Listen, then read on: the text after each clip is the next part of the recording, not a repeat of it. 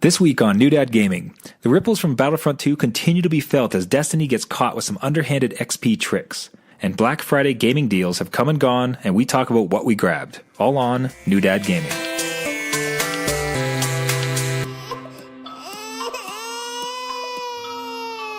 Welcome to New Dad Gaming, a show about fatherhood, gaming, and new fathers figuring out their gaming lives. My name is Trevor, and I have a 2-year-old and a 2-month-old. And I'm Jeff. I have a 7-year-old and a 4-year-old. First up, our Gaming Dad Victory of the Week. Each week, we feature a gaming dad and his story, giving kudos to great dads and their great video game moments. This week's comes from Reddit user BankDudz. What's really great about what he's posted is it was a retort or a defense of being able to game with kids. So there was a small trend online with posts of this is what the gaming setup looks like without kids, or no kids, here's all my gaming consoles. Relatively negative all about it.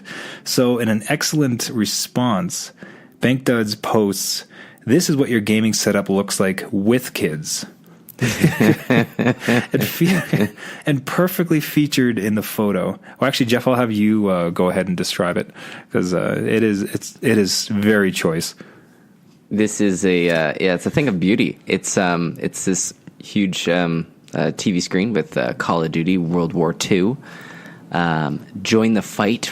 Press X to join the fight, and then surrounded by a sea of pink toys. Cars, a little telephone in there, maybe like a little travel case, a kid chair in front of it, a little table next to it. So you have this total contrast of World War II, I need to take on my duty and defend the country, and then just childhood innocence surrounding about it. Oh, so what's further amazing about it is he goes on to mention that this is like the tiny sliver of the entire house that he has. It stands to mention as well that there's this beautiful lava lamp sitting right beside the gaming setup as well. Yeah. I wouldn't want to be remiss not to mention that, but he's mentioned so this is his sliver. This is the corner of it, set up for gaming, and much like other ones that Gaming Dad Victories we've featured, it's very much the essence of it. Like he's a good man, he's a good father, he's giving everything up for his family and his kids, but he's got this. When it comes to his time, he's got this one sliver. He's got this TV. He's got this lava lamp. He's got his Call of Duty. You just carve out the space you can, right? It is about survival. So defending the Allies, defending his tiny sliver in the house. This is a fantastic encapsulation of gaming dads. Yeah. So this is definitely worthy of the Gaming Dad Victory of the Week. If you or someone you know has a story fit for Gaming Dad Victory of the Week, please give us a shout. So, Jeff, how was your week in fatherhood and gaming?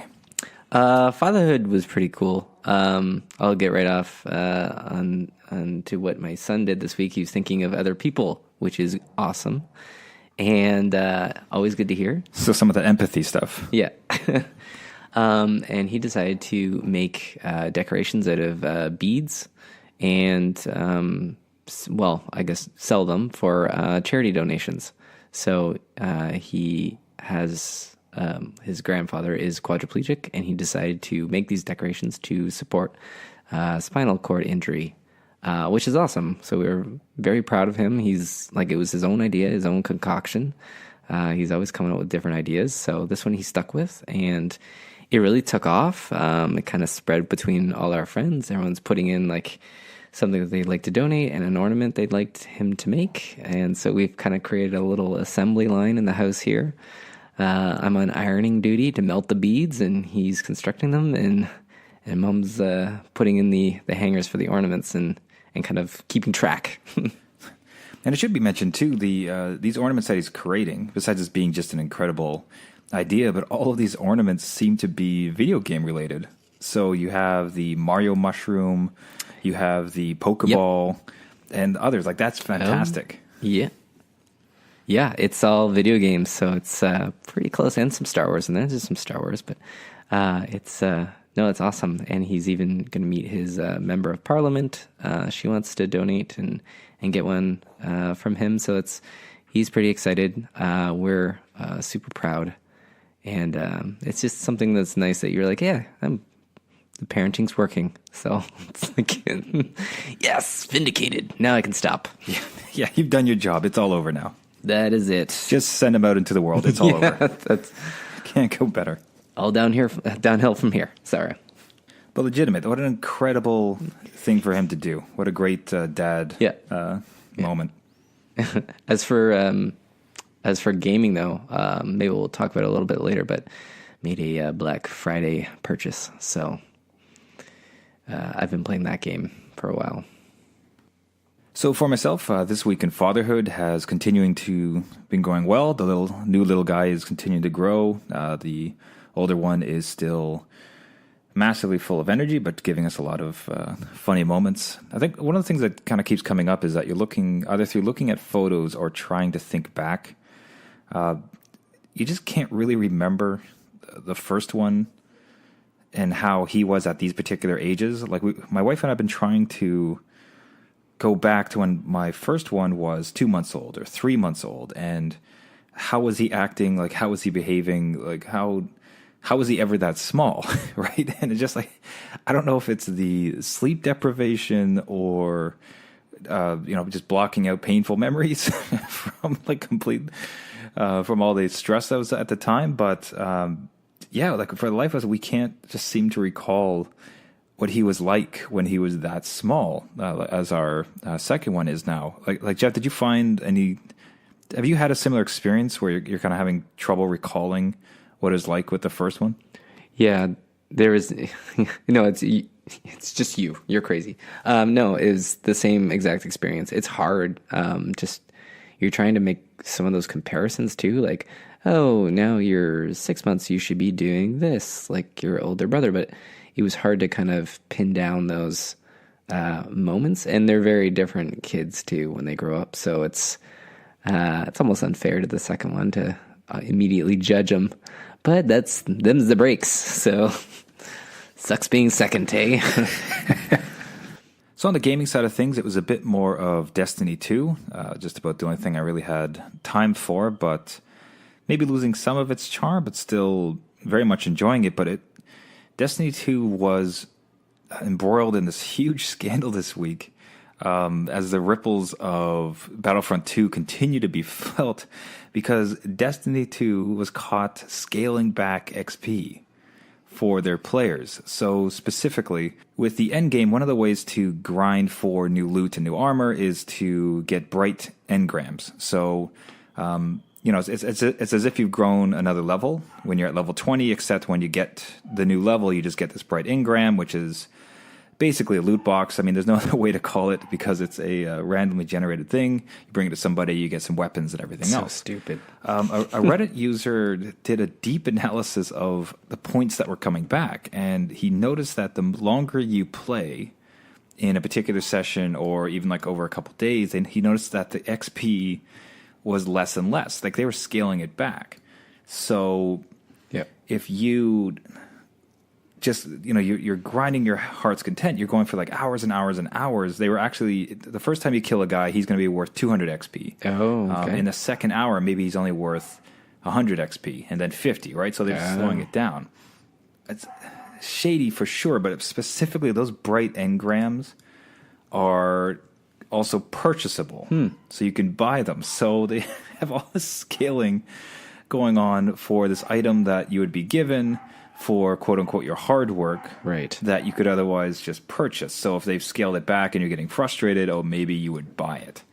And of all the time to be caught for this, of course, I don't know if he got caught because people are now more sensitive and this was everybody just being absolute hawks about anything shady of this ilk in gaming, or right, if it just happened to be awful timing right after the Battlefront 2, but just awful stuff for them. So community was in uproar about it. They've reached out, they've hammered the developer of it, who's now come back and answered a bunch of questions about it. Looks like they're going to be addressing it. Wow. I mean, the thing is, the response itself was also very unconvincing.